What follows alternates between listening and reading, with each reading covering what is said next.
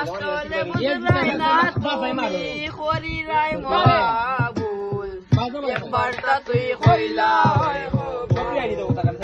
সুন্দরী গো মানিলাই আমার কথা শুনিলা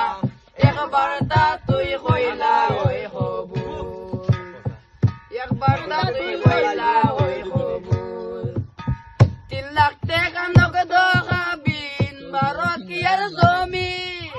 চুনা দিমু 26 বড়ি রইল কি আর কমি আসলে বুঝরাই না তুমি আসলে বুঝরাই না তুমি করিলাই মহাবুল একবারটা তুই কইলা ওই হবুল